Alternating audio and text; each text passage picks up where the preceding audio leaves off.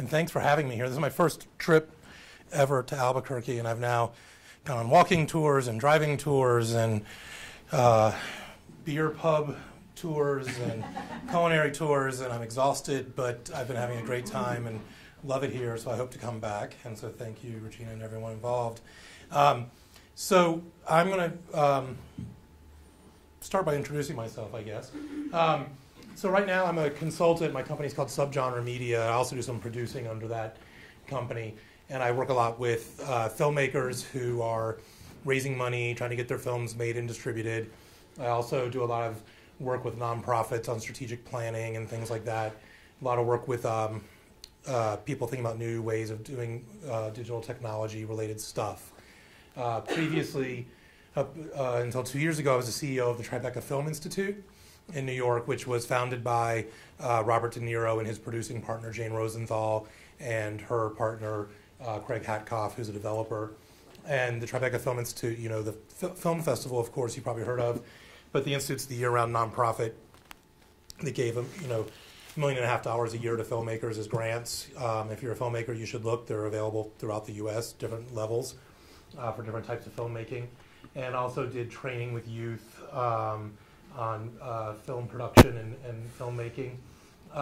Prior to that, I was at a place called Renew Media, and I actually merged it with Tribeca, and as a result became CEO of Tribeca. And Renew had been founded by the Rockefeller Foundation and gave grants to filmmakers, and also did a lot of work around digitizing films and taking them out to the public. And then I've not just been in New York, I'm actually from the South originally.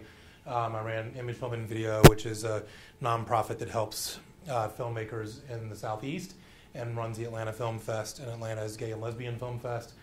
And I worked at the South Carolina Arts Commission in Columbia, South Carolina, which did a lot of training of filmmakers, grants to filmmakers from the government in the middle of Strom Thurmond State at the time. And also did a touring exhibition of films throughout the Southeast to 9 cities called Southern Circuit. So I've been in a variety of places and bring that knowledge to this. And they asked me to talk a little bit about, you know, what Albuquerque can do. And what I wanted to do is kind of step back and kind of look more first at kind of some trends going on in the field more broadly and how it's impacting media arts, and then look specifically at Albuquerque and downtown and this district and what can be done. So we all know Hollywood, and Hollywood's what's been coming here and helping the industry grow, thanks to things like tax incentives. And you know, almost every state at some point has come up with a tax incentive. You can't really see here, but on my computer you can see the dates of when they implemented their tax incentives. And I think those are great, and it's great to bring the business here, and you guys should keep pushing for tax incentives to bring the business here, and it helps build a crew base and all those other great things that it does. I'm not going to talk a lot about tax incentives, though, because I think you all know and understand them and understand the value of them. What I want to talk about instead is the great paradigm shift that's going on right now as a result of digital technology and how that's impacting the media arts. And I don't think everyone talks about it, but you know, all the time Hollywood says, oh, we're not going to make the same mistakes the music industry made, and they keep making the same mistakes over and over again the same way the music industry has done. And it's because they don't understand the fundamental nature of how digital has truly changed the world. It's a disruptive innovation, as Clayton Christensen at Harvard would say, which is that it's completely changing the business model, and to embrace the new business model often undercuts your old profitable business model, so it's very hard to do. But this is what has Hollywood scared shitless, to be honest, as Charlie. I'm sure most of you have seen this video. If you haven't, you're one of the few, because it's been this is just one version of it. It's been viewed 426.8 million times, wow, which is a lot. That's more than Spider-Man or Batman get viewed. And you know, it's made by a family on their camcorder and put up on YouTube for free, and they're now making money off it actually, and have multiple other videos. And it's the most, to most researchers' knowledge, it's the most watched video ever. But so when you hear Hollywood talking about piracy and all these bad things that are hurting them, what they're really afraid of is Charlie, because it's complete. You know, people are spending their free time watching videos like that instead of what they want them to watch. but it's also filtering into the independent film sector as well. So this is Freddie Wong. I don't know how many of you have watched Freddie Wong's videos. I highly recommend it. He's an independent Asian American filmmaker. Him and I think one, maybe two buddies make videos, and they're now the 7th most popular YouTube channel of all time.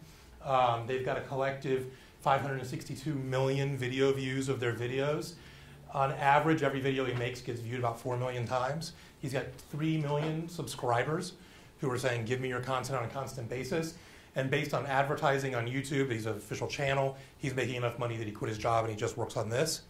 And he's using very cheap cameras. He's doing some really cool special effects, and he always makes behind the scenes videos that he posts that get viewed hundreds of thousands, if not millions of times as well, about how he made it. So the crowd is now making films versus Hollywood and making money from it. They're also raising money from the crowd to make what they want to make. So this is Double Fine Adventure. It's the first film now that on Kickstarter has raised over $3 million through Kickstarter from the crowd. If you don't know what Kickstarter is, I think most of you have probably heard about it, but Kickstarter is a way to raise money from donors who are saying, I'm pledging to give you money so you can make your project. And you're pledging to them, you'll give them your movie eventually. This is a game, actually. For $15, you get the finished game in all of its awesome glory, DRM free on PC, Macs, and Linux, or via Steam, which is a popular gaming platform. And people loved them enough that they raised $3 million. A month ago, Kickstarter had not had a single project over, I think, maybe $500,000. And then within the course of about 48 hours, they had 2 projects that raised $1 million. And now, within less than a month, they've had one that's crossed the 3 million goal. This photo was taken last night after they've successfully completed their campaign. They were only trying to raise $400,000. They've greatly succeeded over that. There's a lot of debate over the meaning of this, but essentially this year Kickstarter will most likely give more money to artists than the National Endowment for the Arts. So artists are able to go directly to their fans and build that fan base and get that money, and they don't need the traditional support systems anymore, although the traditional ones can be nice too. What digital's also done is change the very notion of value. The film business was built completely on the idea of scarcity.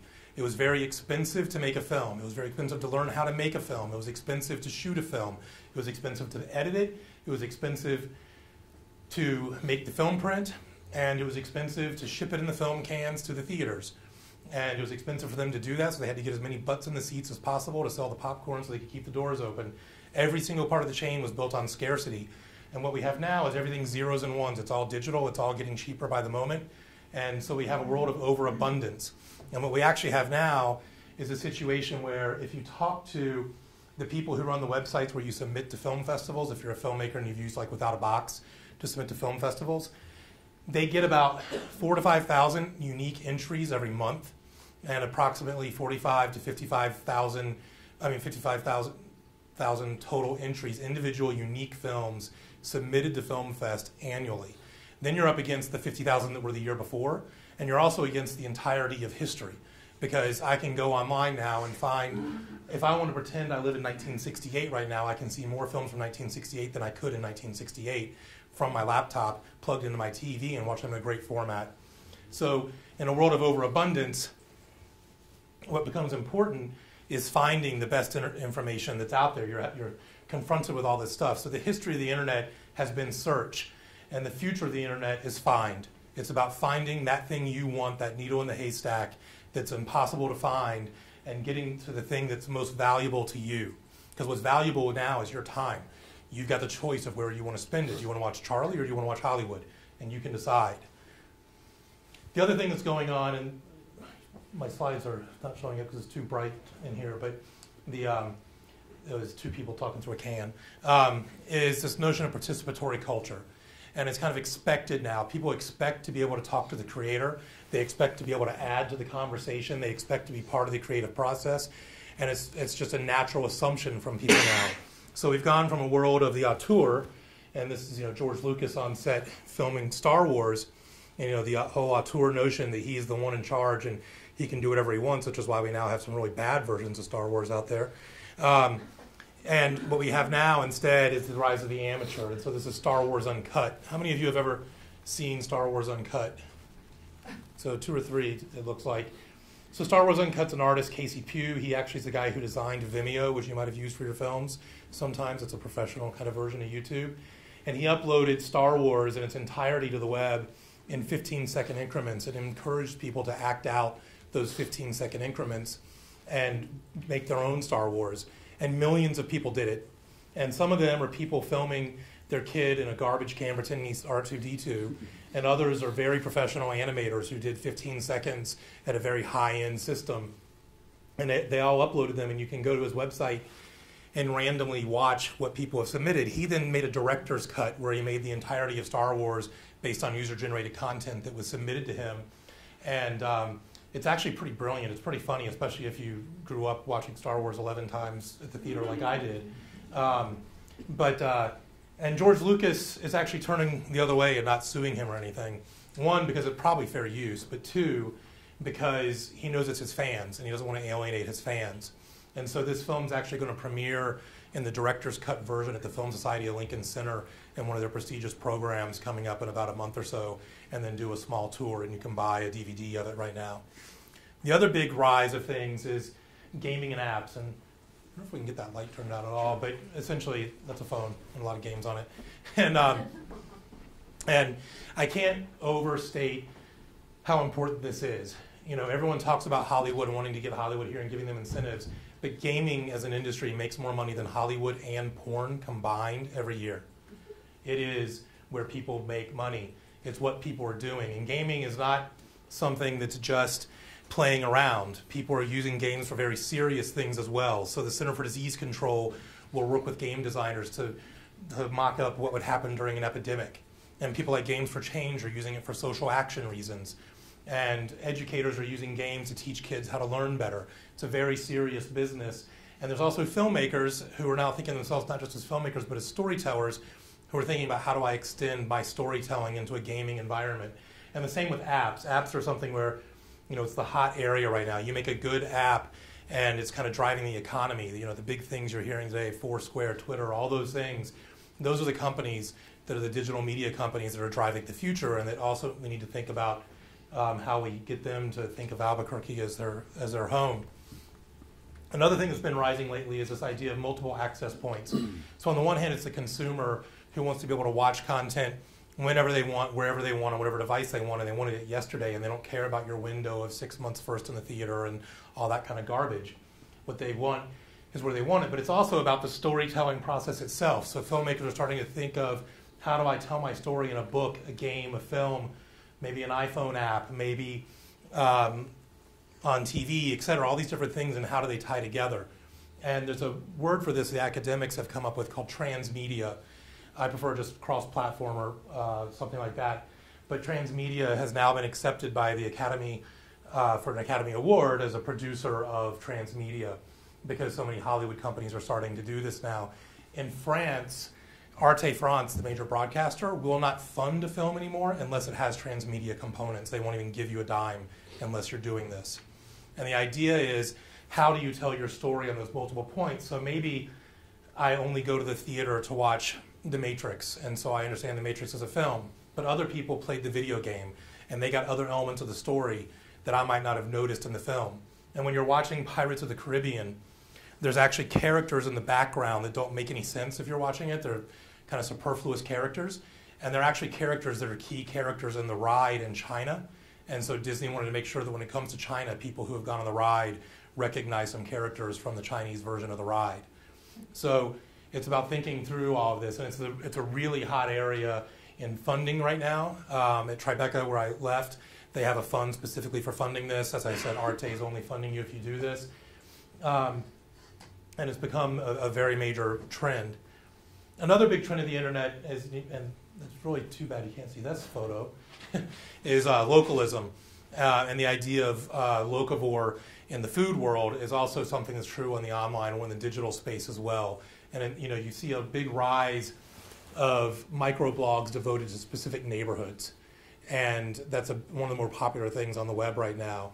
And I bring this up just because this notion of localism, I think, ties into you thinking of yourselves and what are we doing here. And people really do want that sense of place still, even though they can be anywhere in the world.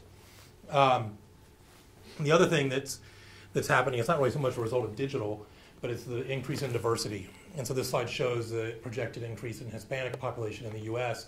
between 1950 and 2050. You guys know this very well here, and my understanding is it's more of the model of things here. It's a much more progressive state in this regard than some places, but the web and the entertainment world needs to start understanding the importance of that diversity as well. And, you see the Academy Awards, the governors, the board of directors is 70 or 80% white men, most of whom are over 60 years old. It kind of tells you they're probably not reflecting the diversity of our country today. And the other big thing that's been happening now is what I call the new normal. And it's in many different ways. And it's, obviously the economic slump. And some people think the economic slump is over. I don't. I think it's about to hit worse again. But it's not even so much about that. It's really about the fact that digital, what it tends to do is turn dollars into pennies. And you can still have a successful business, but it's not as big as it used to be. So if you look at the newspaper classified advertising business, just a few years ago, that was $1 billion business. And now it's one $100 million tidy little company called Craigslist. And that's what happens in digital, is things contract to that size. And I think that's going to be really important in our country and in the world going forward, because as those industries shrink, so does the tax revenue from those industries, and so does what governments can do as a result of that. And it's also impacting nonprofits. More and more nonprofits are going out of business or having to merge to get what they want done because the support is not there for them. And so it's a big factor to keep in mind.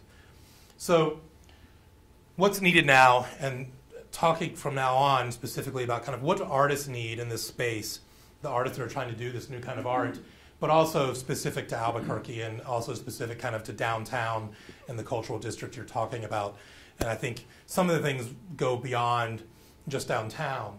But one of the key things now is through digital, I can now kind of live anywhere I want and make my art and get it to an audience. And I can raise money from them from all around the world and make it. And I can live anywhere I want. And so a lot of people thought, okay, this is going to mean people will start moving out to other types of cities, not just New York and LA and San Francisco. But the reality is most artists who are pretty creative want to live where there's a lot of other creative people and where there's a vibrant cultural scene. And so people are starting to realize if your town isn't a really cool town that has a lot of vibrant cultural stuff going on, creatives don't want to live there. And I actually think that it's important that it's kind of the center of town, the downtown in most towns, and I think here, because that's kind of where you feel like this is where I'm going out, this is where I'm seeing other people's things, I'm part of a vibrant cultural scene. So Austin, I was just there for South by Southwest, but Austin's done a really good job of cultivating this and really marketing this as well as a place where you can go and there's great music, there's great food, there's great film going on, but it's also very much a tech thing.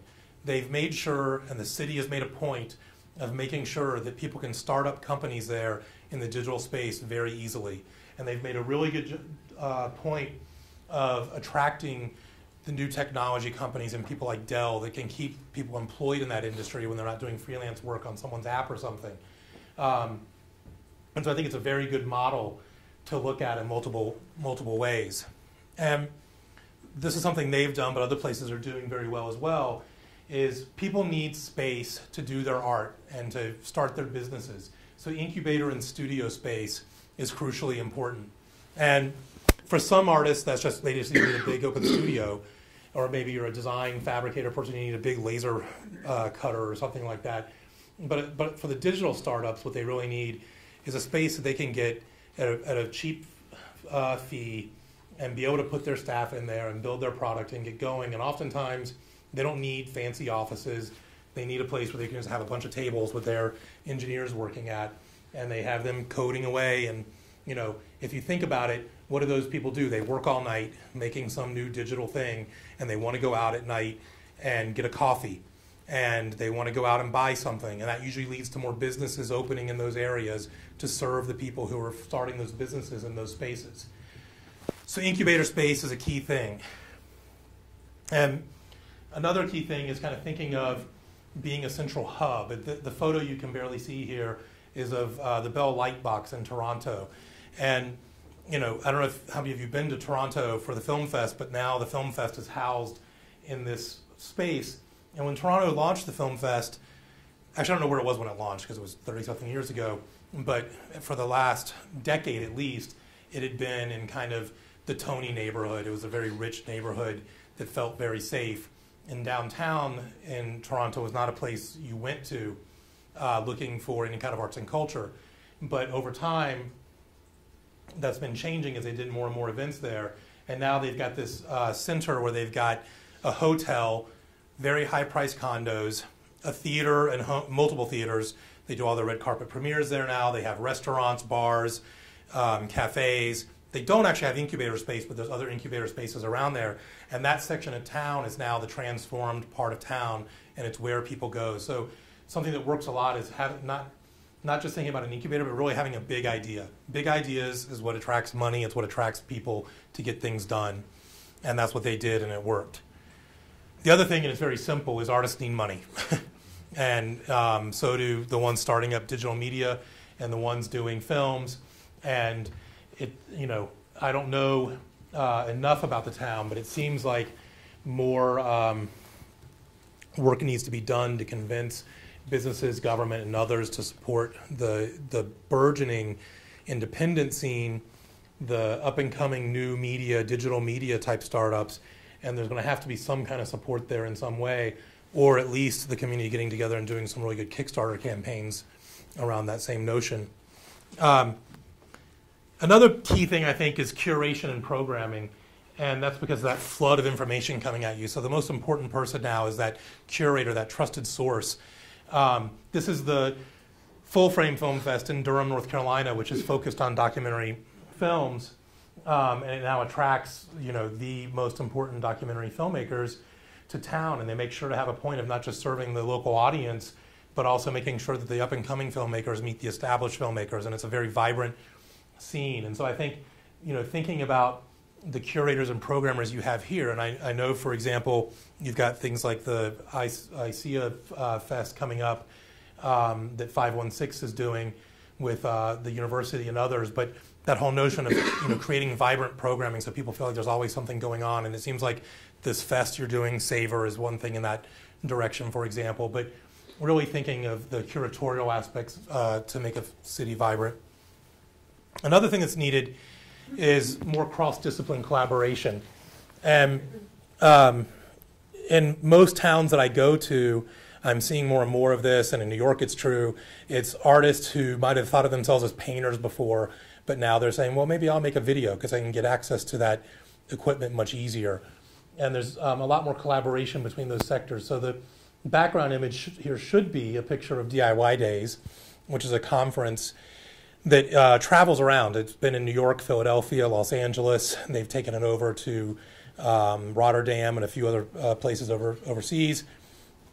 And the whole notion is of having everyone from independent DIY filmmakers to people who are using 3D printers to make prosthetic limbs for people at a much cheaper cost than what they typically would need to buy. And then they also have people who are starting up alternative venues for musicians to perform. And it's all about getting all those people who are doing creative DIY activities together to learn from each other. And I think that's something that is really vital to make a city more vibrant.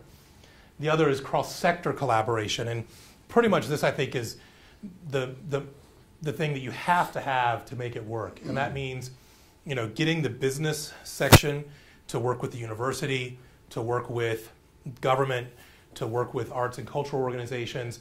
You've got to have collaboration between all of those to affect any real change and to really make a place more vibrant. And it seems like there's some of that going on here, but this morning we had a session earlier, and it was clear that there could definitely be stronger ties and stronger collaborations that could have maybe a bigger impact. Another thing that's needed, this kind of goes with the incubator idea, and this is a photo of people just after they got done with the training session at an incubator, I'm not sure where, I think in San Francisco. But it's training in new artistic and business models. People need to learn, how do I make multi-platform media, and how do I start up LLC that's going to make a game or whatever. There's all kinds of training that's needed in these new models. And a big thing that we talked about this morning that came from the session was this notion of people might get out of school here and they've gone to maybe one of the great charter schools in media. Maybe they've gone to the university and learned a lot. But there's still that little bit of a gap between when you just graduate and becoming a really established professional. And that gap is an area that really needs to be addressed in most cities. The big thing also here is infrastructure for all of this. And some of that's things like getting the water line. Someone was mentioning getting the water line so that the brew pub could open up. But it's also what I had a photo here of, which is wireless infrastructure. This is something that I had no idea before I got here. And it's really cool that you have it. But this whole notion of your high-speed fiber optic, whatever, what's it called? Gigapop or something? Lambda rail. Yeah. I mean, having access to that kind of technology so you can be editing real time with the studio in Hollywood, as well as if you're making really important new games and apps, that you've got the best connectivity. And it's also things like more citywide Wi-Fi projects and things like that, so people have access to this on an ongoing basis. Another thing that's needed is more services to connect nonprofit and for-profit sectors. I call it with profit, is what I think of it as. But what I'm getting at here is I'm not sure if consumers ever cared about this, but they definitely don't care at all anymore whether the place they're going to is a nonprofit or a for-profit that's giving them their cultural offering. And I think I come from the nonprofit sector. A lot of funders think of culture being in the nonprofit sector, but the reality is, I like music that's made by for-profit artists, and I like plays that are put on at nonprofit theaters, and it's a big mixture of all of those. And as more and more money is drying up that the nonprofits are looking for, we're, like it or not, stuck with having to look at more for-profit models, and there's a lot of possible synergy between the two. So for one example, when I was at Tribeca Film Institute, it's a nonprofit, and we had the goal to digitize 1,000 movies that were stuck on the shelf in analog formats and not accessible, and that's a very expensive process. So we partnered with Amazon, whose corporate goal or greed is to have everything under the sun available on Amazon, and they were willing to pick up the tab to digitize everything and let the artists retain their rights. Amazon just said, we must have the right to be able to sell it on Amazon at whatever price you set, and you keep your rights, and we negotiated a very fair fee so that Amazon took less of a cut than they typically would from a sale if you just signed up on Amazon, as any artist would. And so it was a win-win for everyone as a collaboration between a for-profit and nonprofit and individual artists. Another big thing I think to support is this notion of participatory culture. And there would be a photo here of iPhone with a ARG, an alternate reality. But this is actually where you can hold your phone up and get additional information about a space or a place. And there's a lot of people developing these applications, especially in Europe, where when they're thinking about their sculpture park or their museum or their zoo, they're thinking about how do we let the visitor interact with this more directly and maybe even put in their own information to sites. So they might upload a photo they took of the space, and you can compare other photos other people took. There's a website now called History Pen, where governments have been uploading, governments and museums and archives have been uploading photos of different locations tagged to a location. And if you go to one of those locations, or you can look at it on the web, you can see the history of that location through photographs and digitized history and films. So like I've looked at streets in San Francisco and seen films of a streetcar from the early 1900s going down the street, and you can see that progression of history. But it wouldn't really be possible if you weren't letting more than just the usual standard bearers add to the culture. Another really important thing to think of is ongoing support for traditional media, and this would be a photo of people shooting a film. But the thing I just wanted to circle back to this, because I do think that there's all these changes, and there's going to be the rise of this kind of alternative culture and the rise of more audience participation of young startups and DIY and indie and all of that. But Hollywood's not going away, and that mechanism's not going away. And there's still money to be made there, and there's still artists who will work in that area. So we still need things like incentives to bring them here. So I just want to, while I'm saying all these other things to support the other, I just want to reiterate the importance of that. But it's also really important to think of support for indie media. And I think people forget about that the most. And, you know, in most states, when I talk to people, they say, yeah, you know, we've been pretty good at attracting the Hollywood films with incentives, but it's not as easy for the independents to tap into this stuff. And the independents are often what's keeping people employed between the bigger gigs. And it's also the way you develop that Richard Linklater, Robert Rodriguez kind of person who's going to come back and give back to the community and attract more people to come back to the community. You know, Hollywood's just going to go on to the next set, and they're going to chase the cheapest place to shoot. But if you can keep your native artist industry in the indie media space alive, that's going to, in the long run, be more important to you as a community, I think. Another thing that's worked really well is picking a niche. And this I had on here before I even came here. It's the Experimental Game Lab at Georgia Tech in Atlanta, who I know of because I worked there for a while. But they decided, you know what, we're not going to try to do everything. We're going to pick a niche that we're really good at, and they had some really good game designers. And so they've now become a place where major money is spent researching, developing, and launching games. And there's now developed in Atlanta a big subset culture of indie game designers that are making games and making a lot of money. And just to point out how much money you can make, I've got a friend who made a very simple little indie game that's kind of like a point and shoot kind of thing. And you know, in less than, I think, 10 weeks, he sold 1 million copies of his game at a few bucks a pop. The only middleman is Apple taking their 30% and the rest goes to him. That's serious money in the gaming world for an indie gamer. But I didn't know until I got here that the university has a great program in this sector that's been ranked pretty high.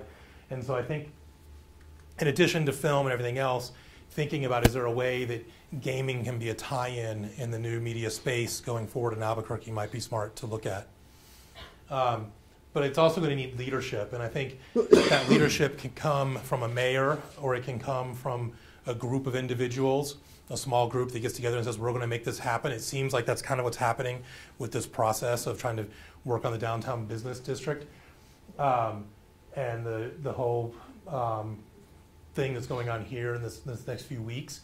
But someone has to push it forward, and it never works unless someone's doing it. Even if it's a partnership of people, it's got to be done.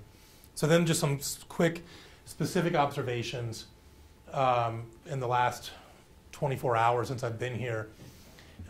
It seems to me like the incubator thing is a really big deal that needs to happen here. And we, in the morning session, people kept on bringing up this Rosenwald building, which seems like an ideal location, both in terms of where it is and in terms of where it is within the downtown sector, but also having 2 floors that are potentially empty. I know there's problems with that as well, but it seemed like something a lot of people are embracing. Wherever it is, you need to have not just one, but several. I know we heard, what's the place that has an incubator you were mentioning today? West has an incubator. But I think, you know, you need 2 or 3 of them. I mean, you need a place where there's people doing traditional film, people doing startups, people doing all kinds of new media stuff, all interacting together in the same space. And that's something that lets you start having those people who are out looking for services and looking for restaurants and doing all those things. It can't just be residential. You can't just plop a restaurant in without anyone there for it. You've got to have people who are wanting those services. And you start to get a sense of, when I'm coming out at 2 a.m. and I'm walking through downtown, I'm not worried if I'm going to get attacked because there's 20 other young people who are coming out of their offices to go get a coffee at 2 in the morning, and so it feels more vibrant. And this is something that's worked in New York in multiple locations. It's worked in other cities. The other is the fact that the city has such a great diversity, especially in terms of Hispanics, but that's what is driving America, and you guys seem to have it right. And I think embracing that in the media and making sure that's part of the development of downtown is crucial. We identified today, and I think it is a good space to look at, is this games, apps, and new media, something to focus on in addition to traditional film. And then you got some great existing assets here, and I think this conference coming up is really important. And if you don't know about it, check it out, and I'm sure Regina can tell us a little bit more about it. But essentially, it's a, what's it stand for again? I always forget. International Symposium for Electronic Arts, Isaiah.